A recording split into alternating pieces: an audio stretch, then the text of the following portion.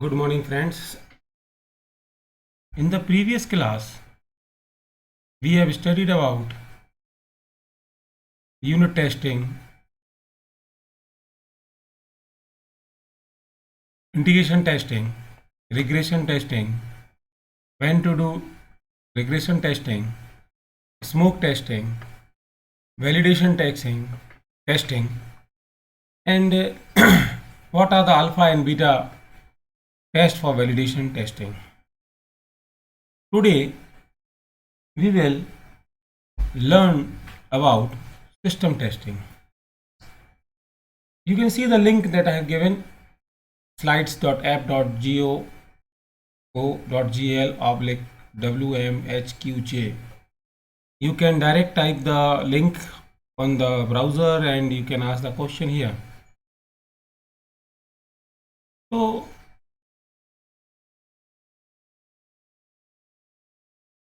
question is, what is the system testing? Basically, it is a level of testing that validates the complete and the fully integrated software product. Means जो software product हमने integrate किया है वो complete है या नहीं. Basically it's purpose is to evaluate the end-to-end system specifications. So, in the system testing, the software and the other system elements are tested. So, to test a computer software, you spiral out in the clockwise direction along streamlines that increases the scope of testing with each turn. The system testing verifies that all elements mesh properly and overall system functions and performance is achieved.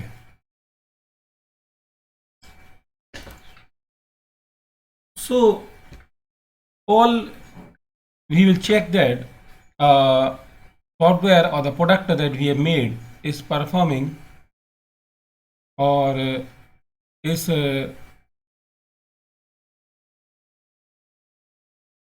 working nicely or not. So there are different types of system testing. First is the recovery testing. Means second, the security testing. Third, the stress testing. Fourth, the performance testing. Fifth, the deployment testing. So we will learn or we will see what are these different types of testing. Now the question is, what does recovery testing do or recovery testing mean? So basically it is a system test that forces the software to fail in a variety of ways and verifies that recovery is properly performed. मतलब आपने देखा होगा when your system got corrupted, जब आपका Windows corrupt हो जाता है तो आप उसको जब रीस्टार्ट करते हो तो वो आपसे पूछता है रिकवरी करना है कि नहीं करना. मीन्स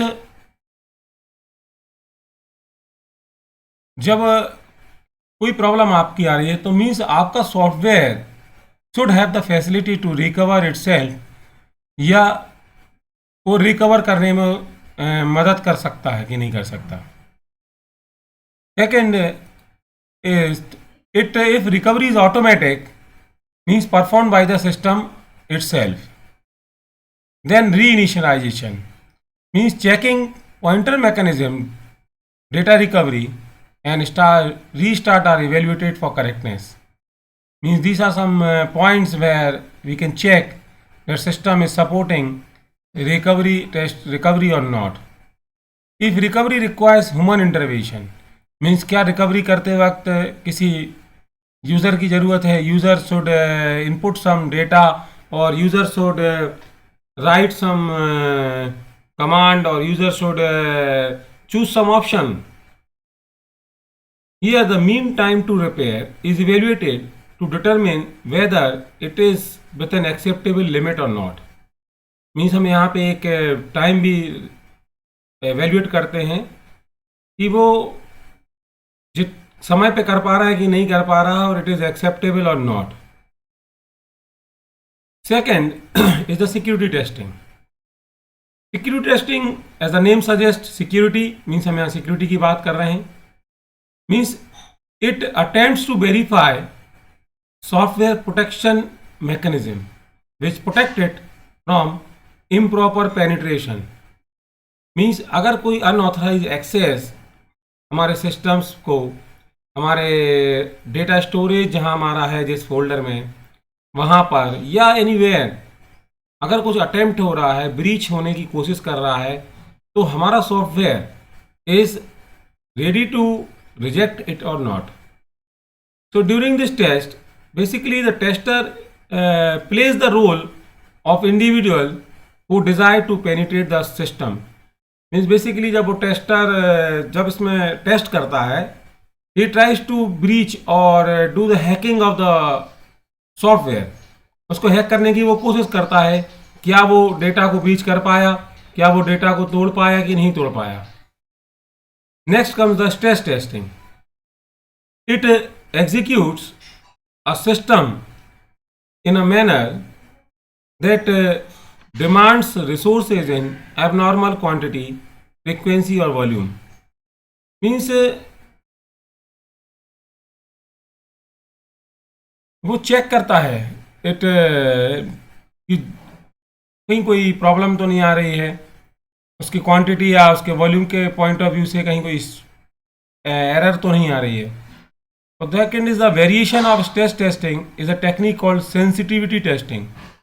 मतलब वो सेंसिटिविटी ऑफ द सॉफ्टवेयर को भी टेस्ट करता है साथ में.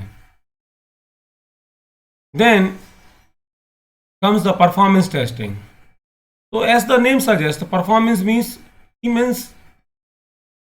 Loading time is fine, working time is fine, speed दे रहा है कि नहीं दे रहा. ऐसा तो नहीं है कि हमने डेटा फीड किया तो वो हैंग हो गया या स्टॉप हो रहा है कहीं. So it is design to test the run time performance of the software. तो जो रन टाइम की परफॉर्मेंस है उसको टेस्ट करने के लिए डिज़ाइन टेस्ट करते हैं. इट्स वर्किंग नाइसली और not. It occurs through out all steps in the testing process and even at the unit testing level the performance of individual module में बी टेस्टेड. तो जब हम यूनिट टेस्टिंग लेवल करते हैं तब भी हम परफॉर्मेंस चेक करते हैं कि जो पर्टिकुलर मॉड्यूल हमने बनाया है, जो पर्टिकुलर फंक्शन या सब फंक्शन हमने बनाया है, इट्स वर्किंग नाइसली और नॉट, उसकी परफॉर्मेंस सही आ रही है कि नहीं आ रही. तो that is all about the performance testing. Next is the deployment. Deployment means in the previous class we have also seen the meaning of deployment. Deployment means हमने मान लीजिए कोई एक सॉफ्टवेयर खरीदा है, तो सिस्टम कंप्यूटर इंजीनियर और the software engineer comes from the company and it deploy the software at your site or on your system. For example, सबसे अच्छी बात हम करें, जैसे मान लो आप MI TV खरीदते हो, तो MI TV जब आप खरीदते हो तो आपके घर पे एक आता है इंजीनियर, वो दो प्रकार से इंस्टॉलेशन करके जाता है. नंबर एक तो वो आपकी टीवी को टांग देता है कहीं ना कहीं, तो उसके पीछे भी कुछ कॉन्सेप्ट है कि वो लेबलिंग सही है कि नहीं है, टेढ़ी तो नहीं टांग रहे हो या समथिंग एल्स. दूसरा होता है कि वो आपका आता है तो वो सॉफ्टवेयर को टेस्टिंग करके भी जाता है, वो सॉफ्टवेयर को इंस्टॉल करके जाता है. क्योंकि फर्स्ट टाइम जब आप टीवी को यूज़ करते हो तो रजिस्ट्रेशन स्टेटस और वारंटी के लिए भी कुछ प्रोडक्ट्स उसमें कंडीशंस होती हैं, तो वो उसको अपलोड करके जाता है. तो मीन वो और उस पूरी प्रोसेस को हम बोलते हैं डिप्लॉयमेंट. मीन्स आपके घर पर आकर आपका हार्डवेयर और सॉफ्टवेयर दोनों को डिप्लॉय करके गया वो. तो जब हम यहाँ सॉफ्टवेयर टेस्टिंग की बात कर रहे हैं, सॉफ्टवेयर डिप्लॉयमेंट की बात कर रहे हैं, तो भी हम टॉक कर रहे हैं कि जब हम आपके एंड यूज़र के पास आके अपना जो बनाया हुआ प्रोडक्ट है, सॉफ्टवेयर है, उसको जब डिप्लॉय करें, मीन्स उसके हिसाब से काम करने के लिए तैयार कर दें, दैट इज नोन डिप्लॉयमेंट. तो हियर जब हम डिप्लॉयमेंट टेस्टिंग करते हैं तो it exercise the software in each environment in which it is to operate. हम उसके हर प्रकार के एनवायरमेंट में मेहनत करके देखेंगे, चेक करके देखेंगे कि वो चल रहा है कि नहीं चल रहा। इसके अलावा हम ये चेक करेंगे ऑल इंस्टॉलेशन प्रोसीजर्स, इंस्टॉलेशन सही हो रहा है कि नहीं हो रहा। Specialized installation software that will be use for the customer. इसके अलावा जैसे मान लीजिए हम इंस्टॉलेशन कर रहे हैं, फॉर एग्जांपल आपने देखा है कई सॉफ्टवेयर जब अपन एम एस विंडोज़ में डालते हैं तो वो डॉट नेट से फ्रेमवर्क मांगता है। जब आप क्या कहते हैं एडोब फ्लैश प्लेयर मांगता है कोई कोई सॉफ्टवेयर, तो ये क्या हो रहा है, एडिशनल रिक्वायरमेंट है, तो वो अवेलेबल है कि नहीं है, वो उनको साथ में इंस्टॉलेशन कर रहा है कि नहीं कर रहा। फॉर एग्जांपल अगर आप कोई कोई वेबसाइट खोलो तो वो पीडीएफ इंस्टॉलर मांगता है कि वो साहब पीडीएफ आपके में डला है कि नहीं डला। क्यों? क्योंकि हो सकता है उसमें जो रीडिंग के लिए उनने वो डाला होगा, फाइल्स डाली होंगी, उसके लिए यू नीड अ पीडीएफ। तो वो पूछ लेता है कि 10 योर सिस्टम है द पीडीएफ और नॉट। इफ नहीं है तो वो पीडीएफ इंस्टॉल भी पहले करता है। तो वो क्या है, specialized software that are required during installation, उनको भी वो चेक करना है कि वो हैं कि नहीं, या वो सही काम कर रहे हैं कि नहीं कर रहा। Last is the all documentation that will be use to introduce the software to end user. इसके अलावा जो डॉक्यूमेंट्स हैं, हेल्प फाइल्स हैं जो एक एंड यूजर को मदद करेंगे, दे ऑल आर इंस्टॉल्ड और not. So these are all about types of system testing. तो अपन ने देखा कि एक डिप्लॉयमेंट टेस्टिंग, परफॉर्मेंस टेस्टिंग, फिर आपका सिक्योरिटी टेस्टिंग है, फिर आपका स्ट्रेस टेस्टिंग था। तो ये सब हमारे सिस्टम टेस्टिंग की कुछ 5 पार्ट थे। Now let us move towards acceptance testing. So what do you mean by acceptance? आपको नाम से ही सजेस्ट हो रहा होगा, acceptance means you have to accept.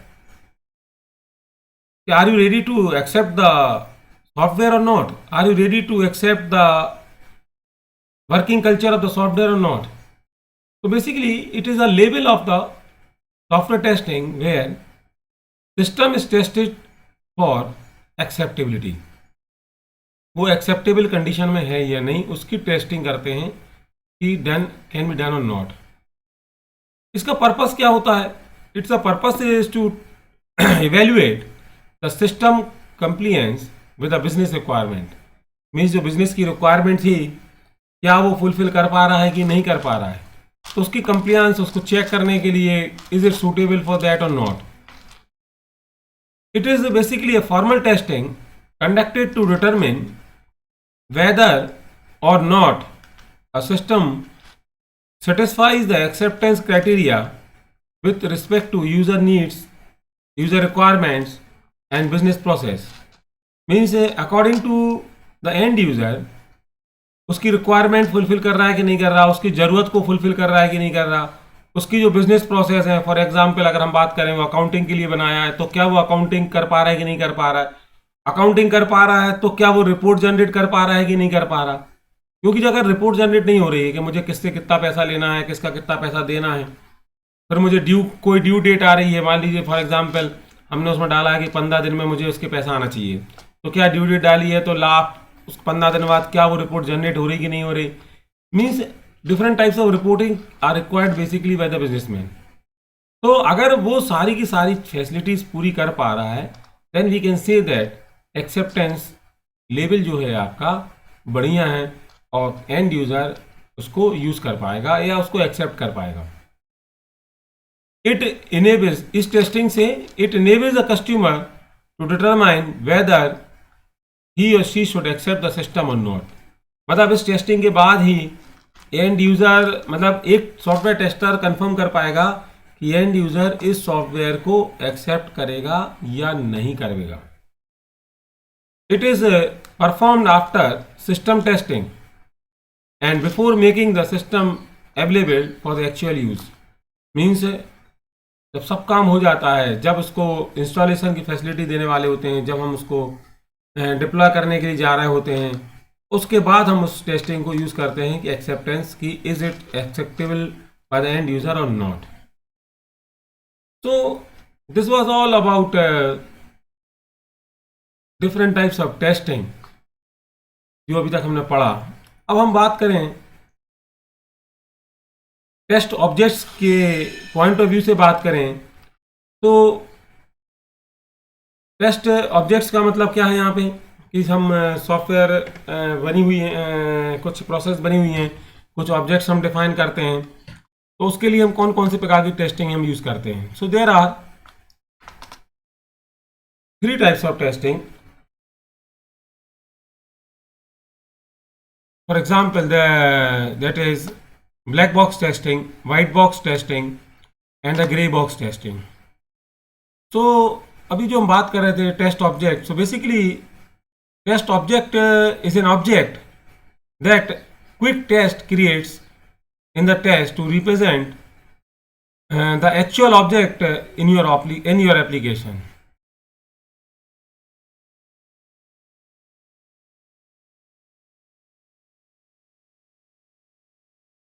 So the पहली जो हम बात कर रहे हैं that is a black box testing, second the white box and the gray box testing. In the figure you can see that a closed box testing based only on the specification means block box testing क्या है, जो specification provide करे गए थे या provide किए हैं या प्रोवाइड एक डेवलपर ने बताए हैं, वो उसके आधार पर हम टेस्टिंग करेंगे. Then we say it's a black box. Black box means internals not known, testing as per user. Internal को कुछ नहीं पता है, यूजर की क्या रिक्वायरमेंट, उसके हिसाब से हम उसकी टेस्टिंग करेंगे. Then you can say a grey box testing means partial knowledge of source code, मतलब उस सोर्स कोड का कुछ नॉलेज है थोड़ा बहुत मुझे. मीन्स यहाँ पे internal relevant to the testing is known and testing as user with access to internals. यहाँ पे हम ऐसा यूजर्स को टेस्ट करेंगे और मैं कोशिश करूँगा उसके इंटरनल्स को कैसे एक्सेस किया जा सके. और वाइट बॉक्स टेस्टिंग क्या होती है? Open box testing, testing based on the actual source code. Means internal software coding कैसी हुई है, क्या है, और हम उसको फुली हमें उसको नॉलेज है और हम उसको ऐसा डेवलपर उसकी टेस्टिंग करेंगे. He will test different types of objects. तो this is all in the view of test objects. हम कैसे हम डिफरेंट ऑब्जेक्ट्स की टेस्टिंग करते हैं. और टेस्टिंग जो हम डिफरेंट ऑब्जेक्ट्स की अब टेस्टिंग करते हैं तो उसमें हम 3 प्रकार से टेस्टिंग करते हैं. एक, मुझे कोड के बारे में कुछ नहीं पता, एंड यूज़र की हैसियत से करते हैं. एक में कुछ कोड पता है लेकिन हम तब भी एंड यूज़र की हैसियत से करते हैं. एक में एक एक्चुअल डेवलपर ही हूँ जिसको मैं टेस्ट करने वाला हूँ.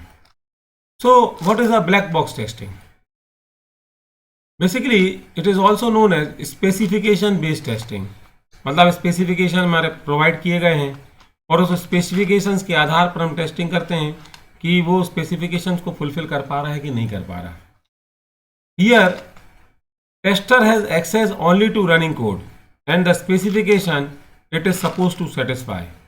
मीन्स टेस्टर के पास क्या है, वो रनिंग कोड को एक्सेस कर पाता है और वो स्पेसिफिकेशन को टेस्ट करता है कि वो सेटिस्फाई हो रहे हैं कि नहीं हो रहे हैं. Here test cases are written with no knowledge of internal working of this code. Means जो इस टेस्टिंग कर रहा है उसे इंटरनल सॉफ्टवेयर कैसे डिज़ाइन किया हुआ है, कैसे वो कोड बनाया गया है, उसका कोई नॉलेज नहीं है. उसके आधार पर वो टेस्ट केसेस लिखता है और फिर उनकी टेस्टिंग करता है. And last is no access to source code. Source code की एक्सेस हम यहाँ पे नहीं देते हैं. So test case don't worry about the structure. तो जो हम टेस्ट केसेस बनाते हैं उनको स्ट्रक्चर के बारे में नहीं सोचते हैं. वो तो अपना काम, हम जो टेस्टिंग करना है उसके हिसाब से वो काम करते हैं. Here basically emphasis is only on ensuring that the contract is met. हमारा एम्फोसिस इसमें होता है कि जो कॉन्ट्रैक्ट हमने लिया है, जो कॉन्ट्रैक्ट हमने एक एंड यूजर से या कस्टमर से किया है, वो हमारा फुलफिल हो रहा है कि नहीं हो रहा है. So what are the advantages of a black box testing? So advantage is that it is scalable, means not dependent on the size of code. Second is the testing needs no knowledge of implementation, means implementation की knowledge की हमें ज़रूरत नहीं है, हम उसकी testing करते जाएंगे. Next, the tester and developer can be truly independent of each other. मतलब जो टेस्टर है और जो डेवलपर है वो truly independent of each other, उन्हें कोई मतलब नहीं है, एक दूसरे से जुड़े हुए नहीं है, एक दूसरे पे लिंक नहीं है, वो अपना काम कर रहे हैं, वो अपना काम करता है। And test are done with requirement in mind, और जो हम टेस्टिंग करते हैं वो हमारी रिक्वायरमेंट हमारे दिमाग में जो चल रही होती है उसके आधार पे हम उनकी टेस्टिंग करते हैं। So it does not excuse inconsistencies in the specifications. So test cases can be developed in parallel with the code, जब आदमी कोड लिख रहा है तब उसी के पैरेलल में वो टेस्ट केसेस भी लिख लेता है। Next are the disadvantage. So जो डिफरेंट डिसएडवांटेज हैं कि वो क्या है कि एक तो साइज जो होती है बहुत ही छोटी होती है, will have to be small. दूसरा स्पेसिफिकेशन जो हम लिखे जाते हैं या बताए जाते हैं वो क्लियर होना चाहिए, कॉन्साइज होना चाहिए और करेक्ट होना चाहिए। और third is mainly many program path untested. इसमें एक तो ये होता है कि बहुत सारे प्रोग्राम का जो पाथ है, प्रोग्राम्स हैं, वो हमारे अनटेस्टेड भी हो जाते हैं क्योंकि हम यहाँ केवल स्पेसिफिकेशंस की टेस्टिंग कर रहे हैं। दूसरा, weighting of the problems, weighting of program path is not possible. हम उनके प्रोग्राम पाथ को वे कर पाए, it is also not possible. So कैसे हम एक टेस्ट केस डिजाइन करते हैं, कैसे इसको अपन देखते हैं यहाँ पे। So we examine the pre condition, identify equivalence classes. हम प्री कंडीशन को एग्जामिन करेंगे और फिर कुछ क्लासेस को आइडेंटिफाई करेंगे। We see that all possible input such that all classes can be covered. हम कुछ ऐसे पॉसिबल इनपुट बनाएंगे जिससे हमारे all classes can be covered. And we see that we apply the specification to input to write down the expected outcome. In the figure, I have tried to show through a type of a flow chart that specification operation pre पहले क्या है, post y है, फिर specification based test case design, कुछ हमने एक test case बनाया और फिर टेस्ट केस 1 में इनपुट क्या आया, आउटपुट हमारा क्या था, टेस्ट केस 2 बनाया, इनपुट हमारा क्या था और आउटपुट हमारा क्या था। तो दिस इज सी दैट कि हम एक टेस्ट केस कैसे हम डिज़ाइन कर रहे थे। So exhausting testing is not always possible when there are large set of input combination because of budget and time. तो अगर हम देखें एक छोटी सी लिमिटेशन भी है यहाँ पे कि कुछ लार्ज सेट हम नहीं बना पाएंगे और क्योंकि समय भी नहीं है और हमारा बजट भी नहीं होता है। तो basically the special techniques are needed which select test cases smartly from all combination of test cases in such a way that all scenarios are covered।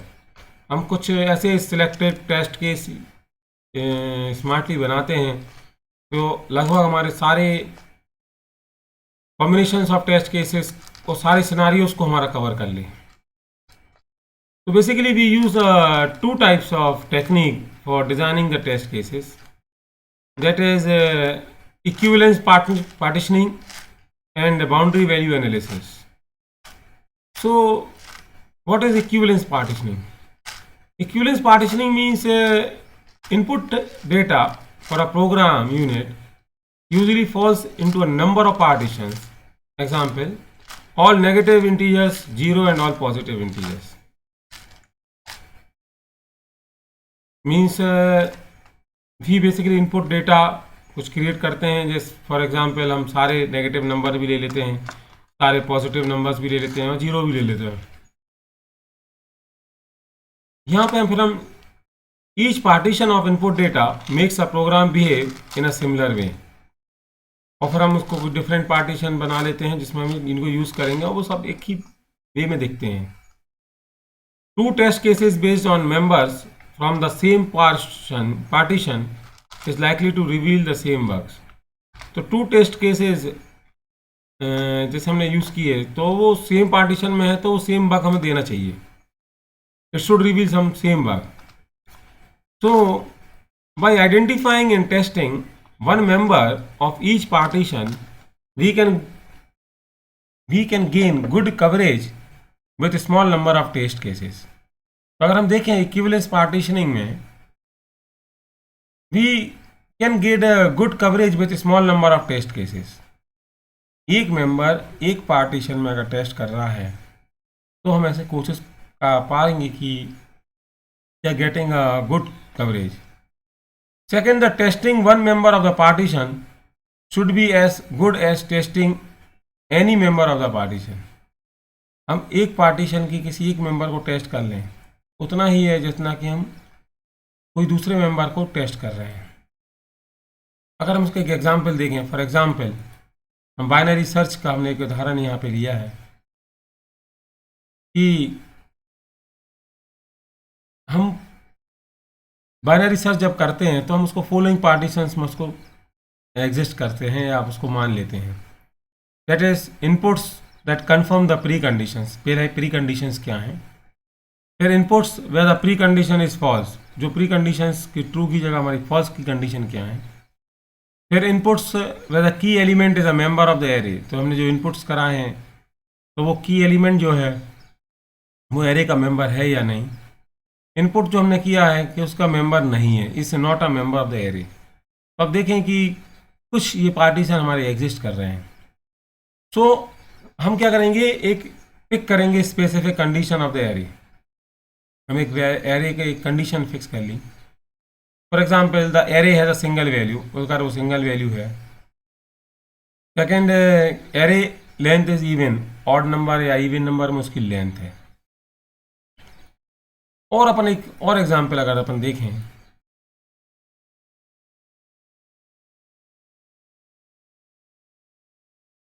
तो assuming that we have a test field which accept SPI, that is semester performance index as input. मतलब अपन ने एक college का कुछ है software हम बना रहे हैं जिसमें एक SPI है जिसकी वैल्यू 0 से 10 होती है. तो अगर अपन देखें तो इसकी पार्टीशनिंग में अगर लेस देन इक्वल टू -1 है, उसकी वैल्यू 0 से 10 है और ग्रेटर देन इक्वल टू 11 है. मतलब हमें वैल्यू डालना है यहाँ पे 0 से 10. लेकिन इट माइट पॉसिबल कि -1 डाल दे, कोई 10 से ऊपर डाल दे. तो वैलिड आंसर तो हमारा क्या है 0 से 10. इनवैलिड आंसर क्या है, लेस देन 1 मीन्स -1 कोई अगर डाल दे, और दूसरा है अगर ग्रेटर देन 11 कोई वैल्यू डालता है. We can see that pick any one input test data from 0 to 9. एक पर्टिकुलर डेटा को लेके हम यहाँ से वैलिडेशन कर सकते हैं. यहाँ से कोई हम अलग टेस्ट केस बना सकते हैं और इसमें हम कुछ एक टेस्ट केस डिफाइन कर सकते हैं. तो we can see that it's equivalence partitioning. हमने 3 कंडीशन में इक्विवेलेंट इसको कर लिया है. एक इधर जा रहा है, एक इधर है, एक इधर है. इन टेस्ट केसेस को यूज़ करके हम इसकी टेस्टिंग करेंगे. Then the boundary value analysis. जैसा नाम है ना boundary value analysis means it arises from the fact that most program fail at input boundaries.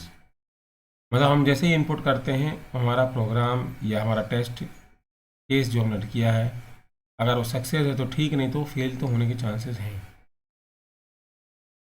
Boundary value testing is the process of testing between extreme ends और boundaries between partitions of the input values. Boundary value testing equivalence class partitioning plays a good role.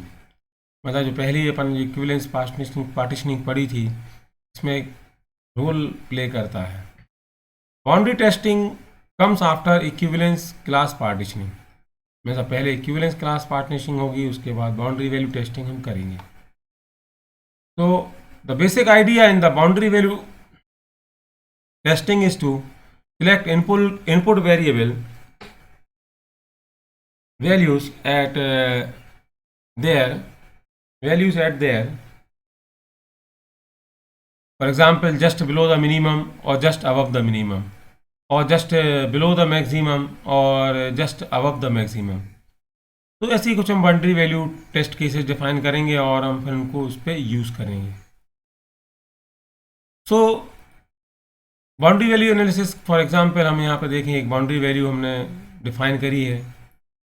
Suppose the system ask for a number between 100 to 999 inclusive. Means boundary value हमारी क्या है, 100 है और 999 है। तो we therefore test for the values 99, 100, 101। मीन्स हम यहाँ एक लोअर वैल्यू बना लेंगे, इन तीन वैल्यूज़ पर हम चेक करेंगे कि वो हमारे लिए काम कर रहा है कि नहीं कर रहा। और हायर वैल्यू की जब हम बात करेंगे तो 999, 999 और 1000। हमने एक यहाँ पे एक तीन यहाँ I think I have written side long लिख दिया है मैंने, यहाँ 998 होना चाहिए। तो 998, 999 एंड 1000 के लिए हम इसको टेस्टिंग करेंगे। So what are the advantages of boundary value analysis? So the BVA is easy to use and remember because of uniformity of identified test and of automatic nature. So it is easy and used to remember. Second, one can easily control the expenses made on testing by controlling the number of identified test case. यहाँ पे अपने expenses को control कर सकते हैं क्योंकि हमारे identified test cases हैं। Third, the BVA is the best approach in cases where functionality of software is based on the numerous value representing the physical quantities. Next, the technique is best at users input troubles in the software. ये best है अगर कुछ है input troubles in the software, and the procedure and the guidelines are crystal clear and easy when it comes to determining the test case through BVA। हमारे जो procedure है वो guideline है वो सब क्लियर होती हैं अगर हम ब्लैक बॉक्स टेस्टिंग को यूज़ कर रहे होते हैं। तो last is the test case generated through BVA are very small. इसके थ्रू जब हम कुछ टेस्ट केसेस बनाते हैं वो बहुत स्मॉल होते हैं और कम होते हैं। Then what are disadvantage of BVA? तो the technique sometimes fail to test all the potential input values, so the result are unsure. कहीं कहीं वो फेल हो जाता है क्योंकि potential input values the result is not sure or it's unsure. Second, the dependency of BVA are not tested between two inputs. हम जो दो इनपुट दे रहे हैं उनकी डिपेंडेंसी कहीं नहीं है BVA में। तो this technique does not fit well when it comes to Boolean variables. तो जब हम बूलियन वेरिएबल्स को यूज़ कर रहे होते हैं तब ये टेक्निक हमारी कहीं ना कहीं फेल हो जाती है। और it only works well when independent variables that depicts the quantity। Means जब इनपुट इंडिपेंडेंट वेरिएबल्स को हम यूज़ ज़्यादा कर रहे होते हैं तब ये black box testing is more accurate और more work nicely. So for today I think it is sufficient that we have learned about black box testing. We have learned about acceptance testing and what are the different test objects and how we can create them. So in the next session we will try to cover about white box testing. So this is all for today. Thank you very much. Have a nice day.